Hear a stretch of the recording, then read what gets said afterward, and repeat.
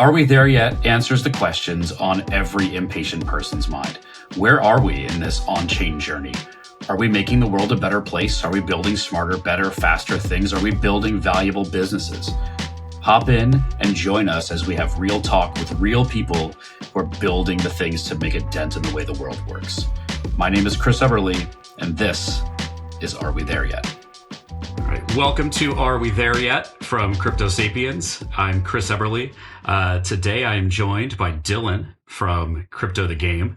I've been very excited to get into this episode as I was a finalist in season one of Crypto Amazing. the Game. I may have finished just about last of the finalists, but a finalist nonetheless. So Dylan, welcome. Thank you for coming on. Yeah, thanks so much for having me, and honestly, thank you so much for playing season one. It really means a lot. It was awesome. I honestly, we'll get into it here, but I feel thankful to have been a part of it. I think it was awesome to see how quickly it went from this, like, what the heck is this thing, to something that so many of us put so much of our days into, and it's super powerful. And you know, you guys are clearly onto something, and you've clearly not slowed down in building. So excited to get into this with you.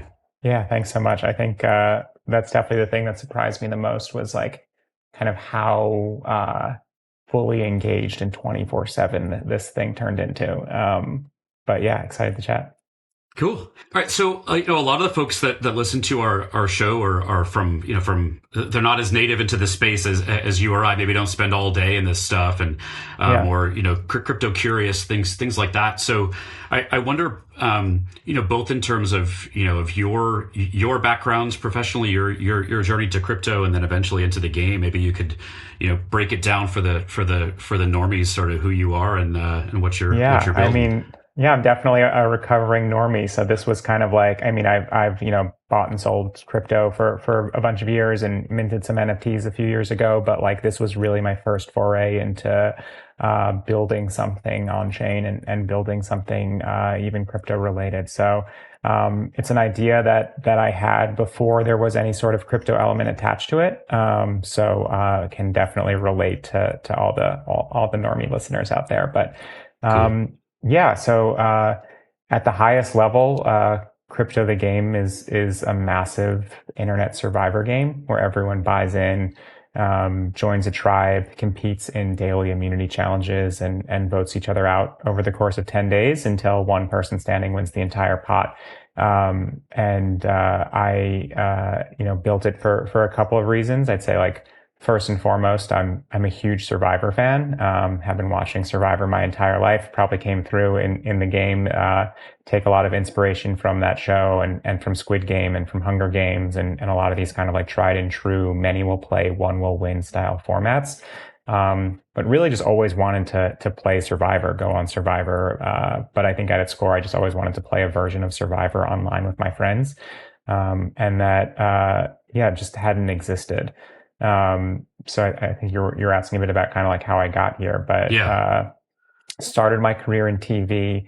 I was an NBC page out of college and worked at Saturday Night Live. So I don't know if you watch 30 Rock or Kenneth the Page, but that's you. Yeah. Kenneth is basically like a fictionalized version of my first job out of college. So the desk that Kenneth sat at and worked at looked exactly like the desk that I sat at 10 plus years ago. But I was essentially like the assistant for the cast and the guest host and the musical guest for a season. And that's kind of where I got bit by this live TV bug, I guess.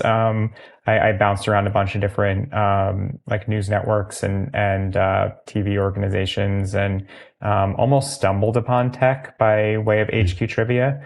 So if you remember, HQ was a live mobile game show that kind of went bonkers viral in 2018, 2019. Bonkers viral, yeah. Yeah, but really just joined that for the future of live TV and a live interactive TV network. And so in the same way that HQ took a traditional game show and made it live and mobile and interactive, like the same could have and should have been said for a Survivor format. And that's where I first had the earliest impetus for this idea, was at HQ, and have just been thinking about it ever since. I love it. And I think among the important things for folks to pick up on what you mentioned is that, the the impetus for the game, the problem that you're solving, if you will, the excitement around this, right? This like nothing to do with crypto, right? It's more about like building awesome things for people to engage with. Yeah, I mean, this was an idea long before there was a crypto element tied to it. I think I'm a firm believer that if you're going to build in crypto and specifically a crypto game, you should have the idea first, and then as a founder or builder, decide if crypto makes it more fun or not. In this case, it did, I think, and I think if I had sat down on a whiteboard and said, I want to be a crypto gaming founder and like come up with an idea for a crypto game, it never would have resonated, I think, with the masses as much as it did. So, that's kind of been my guiding practice throughout this. And I think it will resonate with a lot of your listeners. But, yeah, it really just started as like an internet version of Survivor. And I think there are a bunch of reasons why we chose to build it on crypto and for crypto Twitter specifically. But yeah, I think the game was a lot more fun because of it. Yeah, for sure. And in a whole bunch of ways, and obviously I know more about it than most because I put a lot of time into the game and all of that. But I think for folks who haven't yet played, maybe we'll get them onto Anon Island for season 2. But for sure. Among the things that maybe are very obvious to us in this space, but that I've heard you say, in other interviews, is that there's really no other way that you could have handled the payment rails or the mechanics of building and then sharing the prize even without crypto. Yeah, I mean, there definitely were a few reasons why this made so much sense. I think first and foremost, I don't think we're a bootstrapped company. We bootstrapped the prize pot. It was essentially comprised of players buying in for 0.1 ETH, which went towards the pot. And the pot went to one winner. And I think it would have been incredibly difficult to convince hundreds of Web2 folks to buy into a new game idea on the internet for hundreds of dollars. But it's something that I think our corner of the internet has, become pretty accustomed to, but also it's just we're all very ripe, I think, to novel crypto use cases and new fun internet games and ideas. But yeah, the other reason is exactly your point. We saw at HQ Trivia firsthand, the pain points of using traditional financial rails to pay our winners. There were cash out minimums and withdrawal delays, and it just was a huge pain point for us. So I personally couldn't imagine building an internet game that pays its winners using any other financial rail. I love it. And inherent in not only the convenience of that is the opportunity for a global footprint, right? The winner from season 1 is from Japan, not a strong English speaker even, right? So many aspects of that are pretty exciting. A tough foe for the finale. He seemed to have won over the hearts of all of his tribe mates with his Google Translate poems. Yeah, I love it. Definitely a heartwarming story. Cool. So what were some of the I want to get a little bit into for season 1, expectations versus actuals, and maybe some of the things that you were most surprised by, or that were most unexpected for you as things played out literally live during season 1. Yeah, I mean, in terms of expectations, I knew it was really fun. Before we launched, we played a test round, and I knew that if folks played it, they would have the most fun they've ever had on the internet. And I think that was true. I think what I wasn't expecting was the amount of players to sign up for season 1. There were a lot of viral loops and growth mechanics kind of baked into it to make sure it quote unquote went viral. But I kind of expected 80 or so friends and friends of friends and Twitter followers to see it and play season 1. And then they would tweet about it, share it, and then season 2 would be the big season because of that. Because the format is unique in the sense that it almost goes viral once entries lock and the game begins. But yeah, just the fact that it kind of like ballooned into this 24/7, 10-day game show. Like I might have mentioned this to you, but I think I was expecting that people would hop on in the morning and, compete a bit in that day's immunity challenge, go back to work. Maybe they had an alliance with someone they knew from Twitter or, had worked with in the past, decided who they were going to vote for, log back on that night and, cast their vote. I just wasn't expecting the sheer amount of like full blown 24/7 engagement, for lack of a better term. Like I was talking to a player the other day who said that he went on a run once and came back to 3,000 unread messages in his tribe chat, and they were all like, "This guy must not be in it to win it. Like he's on the chopping block." And he's out. So yeah, I think like that level of engagement like completely exceeded all of my expectations.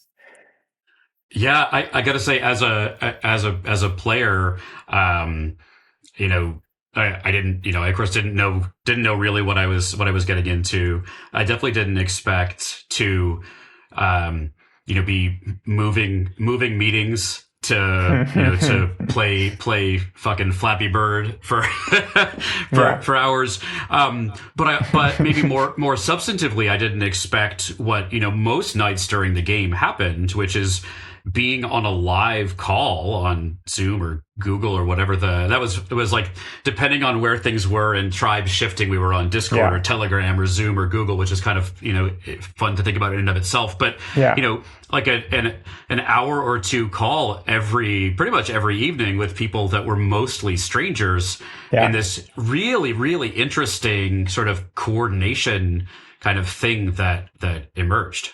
Yeah, so I guess that also really surprised me, which is that like it seems like a lot of the tribes coordinated who they were voting out. I always expected, similar to the show Survivor, that like there would be small alliances that formed and you would kind of like know who you're going to vote for. But it seems like, and I know WAGME is like a big thing in crypto, and I love WAGME, and this game is uniquely anti-WAGME in the sense that one person wins. But the fact that the tribe seemingly like all coordinated to decide who they were voting out each night really surprised me. I kind of expected in a game where you're essentially incentivized to eliminate each other that it would be a lot more ruthless and cutthroat than I think it was. Yeah, it was kind of wholesome in a way. Yeah, which is crazy.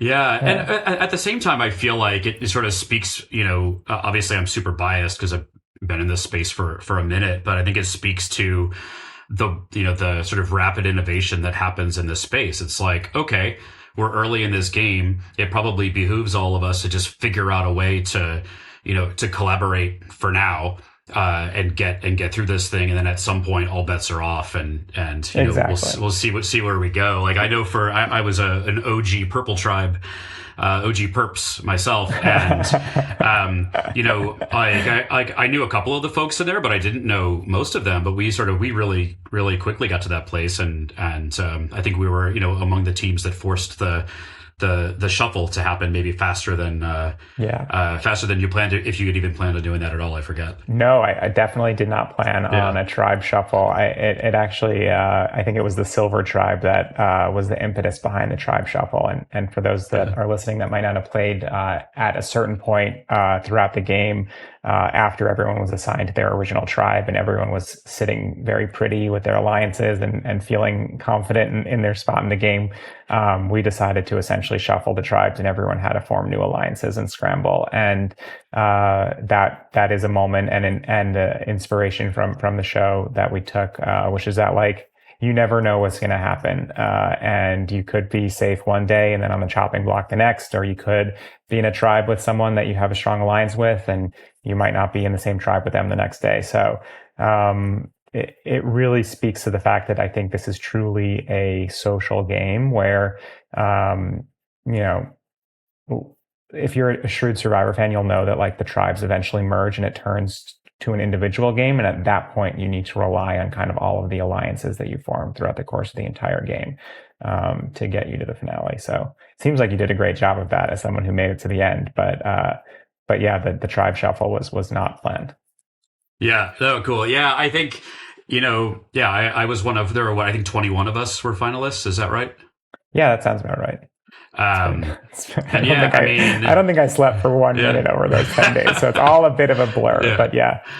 Yeah, I mean, I knew I was not going to be winning the game. I think because like the way that I made it to the end was by being, I think, a little under the radar, cool, engaged, right? You don't want to be one of the AFK people that gets voted off, but so you want to be around and helpful and cool and down, but that also involves sort of maybe not that'll only get you so far. Right. Totally. Like if you're laying low. So I sort of knew that. And then, I tried to hook up, behind the scenes, Brian Watson, who was in, oh, nice. Who I knew a little bit before, but got to know more through the game. I tried to push, shared friends to sort of put votes towards him. But anyways, it was, sacrifice yourself.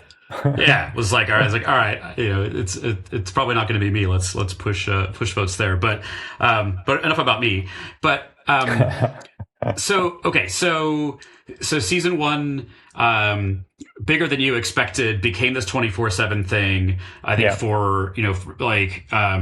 took tons of us, off of our daily activities. I loved listening to when you were on with Boys Club with Natasha and Dina. And you like disrupted their planned like IRL strategy sessions because they had to focus on the game. Like, so, it really had an impact on people. You learned a bunch of things, and then what feels like really quickly, you just dropped a teaser for season 2. So you're learning, you're iterating. What can you tell us about what season 2 is going to look like? When season 2?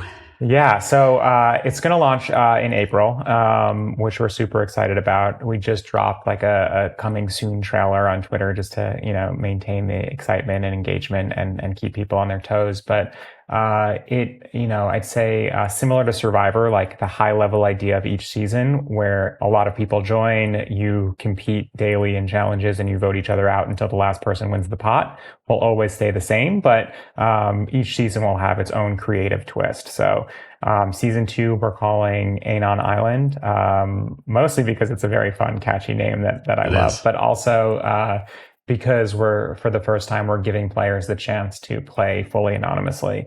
So unlike season 1, where the extent of the crypto mechanics was essentially sending 0.1 ETH to our multisig to buy in, and we paid 90% of that to one winner.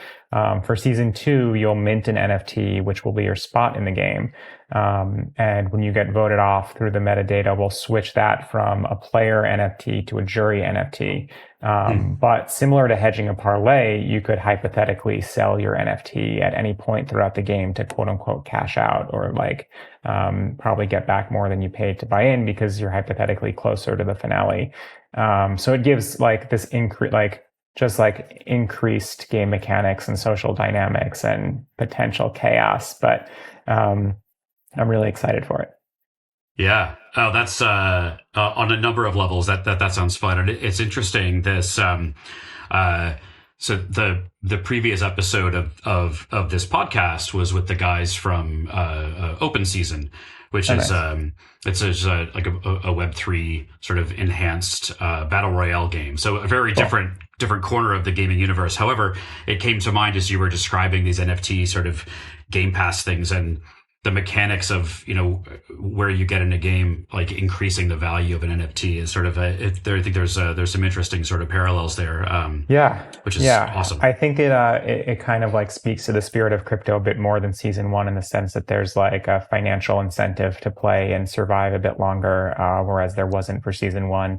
And also, there was this instance in season 1 where hundreds of bots signed up and we banned them, and it was a bit controversial.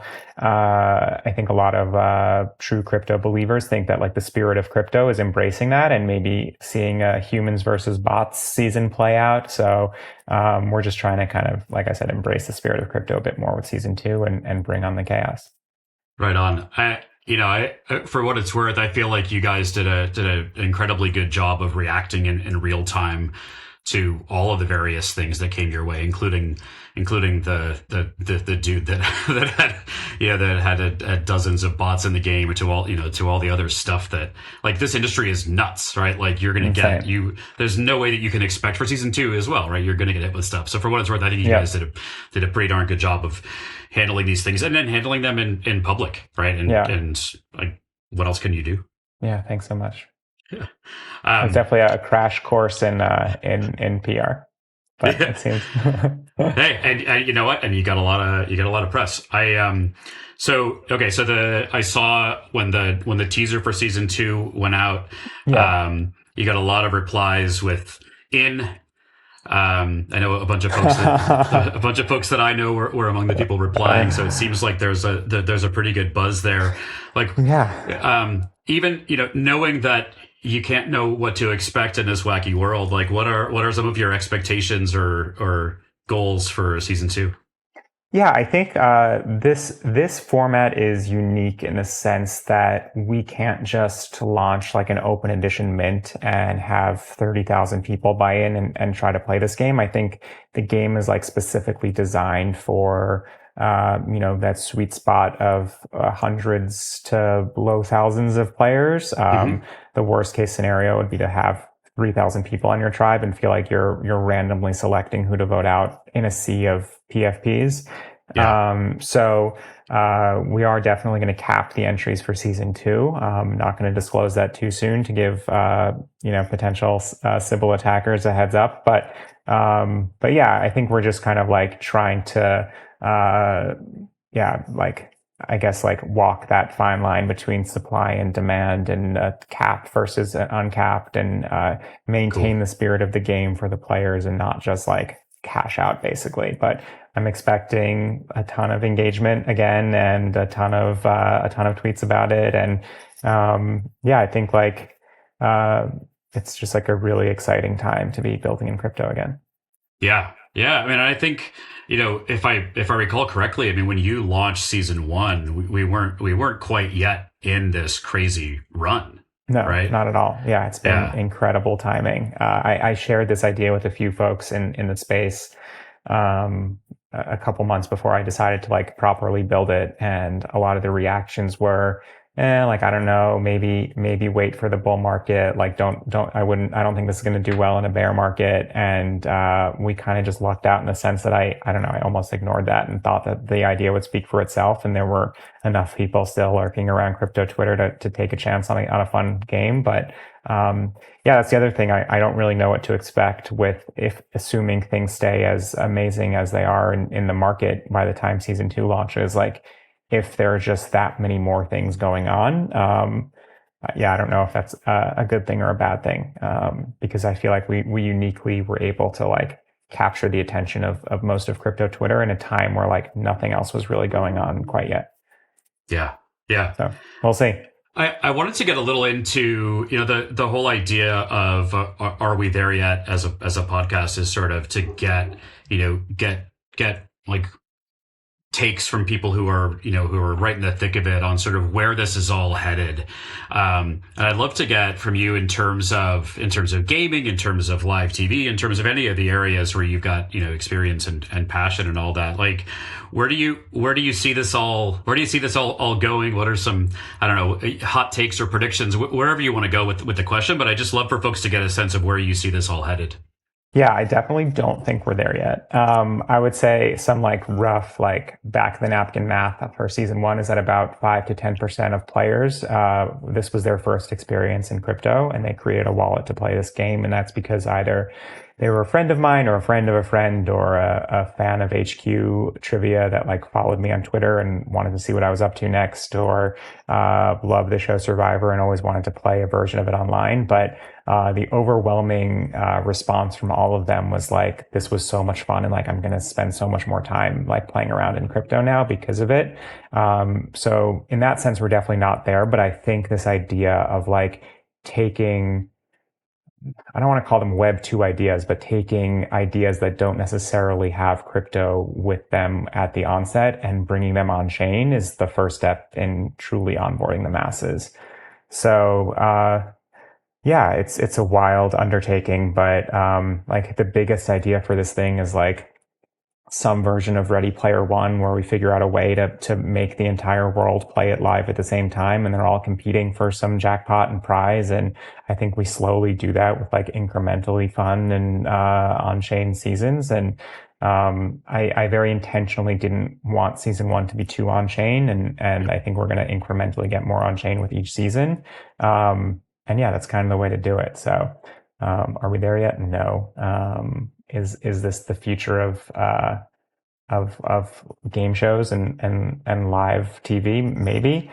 I still think that like the fact that people are texting to vote on talent competitions and watching other people compete in game shows and reality shows is just so antiquated. And the future of game shows and TV is definitely a version in which the masses can actively participate in that content.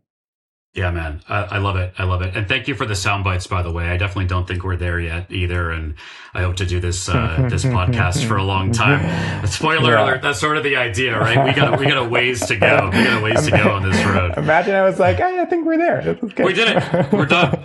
We're good. I wanted to get into, for folks who are listening that are, thinking about building something, thinking about trying to, take their experience and passions and turn it into building something. I think, this is more of a question just around, Dylan, the founder versus necessarily the crypto, the game founder. What advice would you have to young potential builders? I would say it's the hardest thing I've ever had to do was to like take the leap and like overcome the cold start problem and like put something of mine out into the world and hope that people would play it. But it's been by far like the most fulfilling thing of my entire career. I would say it's I don't know. I like quote unquote went viral, like working at other companies and on behalf of other founders, brands and ideas for my entire career. I just felt like this was one of those ideas that like, if I didn't build, someone else would. And like, if not me, the obsessive Survivor fan who spent a career in live interactive TV that has like so much conviction around this idea, like if not me, then who? And like, if not now, then when? And I guess my biggest piece of advice or like biggest takeaway from this is like, try to build something that like you're truly passionate about. I think this is it's just one of those ideas that kept coming up in the back of my mind, like in between every job. And I've been talking about it for 6-7 years to like anyone that would listen. And I think I don't know that I would have had as much fulfillment and fun just trying to build anything. Find something you're passionate about and convince yourself that like you're the only person in the world that can do it and you're the best in the world at what you do, and take the leap. It's I don't know, it's been really, really, really fun. Right on. And it seems like, at least in this case, part of the winning formula is pull in some awesome people that you've been in the trenches with in previous professional lives, right? Yeah, for sure. Your what's the saying? Like your network is your net worth. And I definitely like reached out to everyone I've ever worked with or worked for or, done partnerships with or went to school with or, spoken about Survivor with and told them about this and that it was launching. And I definitely spammed a lot of people on Twitter, but it worked. And it was one of those things where I knew, like I said, I knew that if people played it, they would have fun. So I never felt grifty or anything like that. So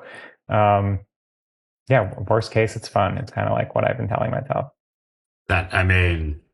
Hell yeah, honestly. And we didn't know each other before this, and I put my ETH in the game and played the game and had a blast. It turned out, actually, I will share for folks what we talked about before we went on the air. But when I saw your hat, I was like, oh, yeah, shout out Loop. Let's give a free commercial, man. Nick Gallo, the whole team at Loop, right? So we know some amazing people in common. But yeah, I mean, I think.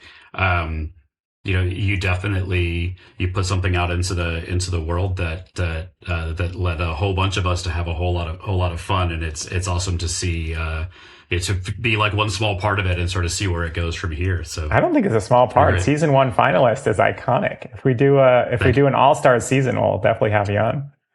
I did add it. I added it to my Twitter profile. It's funny, actually. I saw that. And I joked with you on Twitter that I was going to add it to LinkedIn. And no joke, when I went to do that, it was when LinkedIn was down. So we could argue that maybe we broke it because people were so excited to see my season 1 finalist. I don't know. Our 2 followers on the Crypto the Game LinkedIn page. I don't think it was us. But I will go add that. There's like maybe a skills and awards or something like that. For sure. Logos, who came in second place in season 1.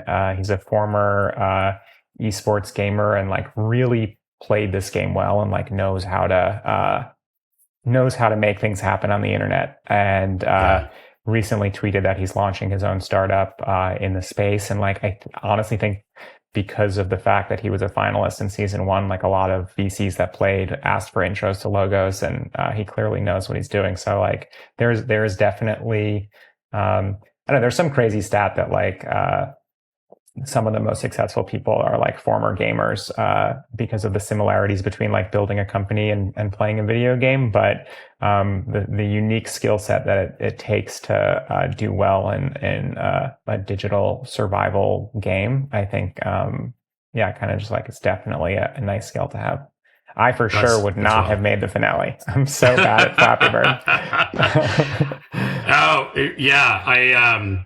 For folks who don't know, you mentioned it a little bit, but yeah, like there were a wide variety of challenges for us to do when we were playing the game, but 2 of them were playing actual digital games. One was Pac-Man, which I did pretty well at. One was Flappy Bird, which was the struggle. The struggle was real. The struggle was real for sure. There were moments when I was like, I'm done. I'm done today. Like these kids are way too good. I can't get past 1, honestly, in Flappy Bird. But that's like my favorite part of Survivor is the diversity of challenges. So there's physical challenges, mental challenges, social challenges, auction challenges, and we knew we needed to have a nice diversity of crypto puzzles, classic arcade games, scavenger hunts, IRL stuff, and kind of just like play to everyone's unique strengths. Oh, and hiding things in images that you have to manipulate to see things that lead you to a private key. Like, so really, really fun puzzles too. So yeah, thanks pretty so great. Much. Pretty Thank great. You. Well, Dylan, thank you so much for coming on.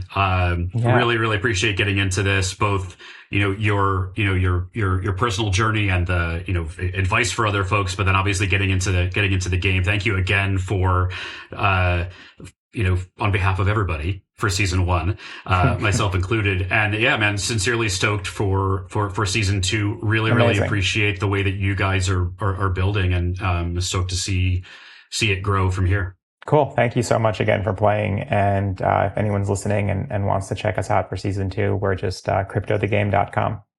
There you go. Yeah, and we'll include links in our show notes and the YouTube posts to your website, to Twitter, cool. Anywhere else. To Loop, we'll throw a free commercial in there for the Loop guys. No, we'll charge Nick for that. Yeah, but nice. Cool. Sweet. Glad I wore this hat. Awesome. There we go. Talk to you soon. Thanks very much, man. Really appreciate it.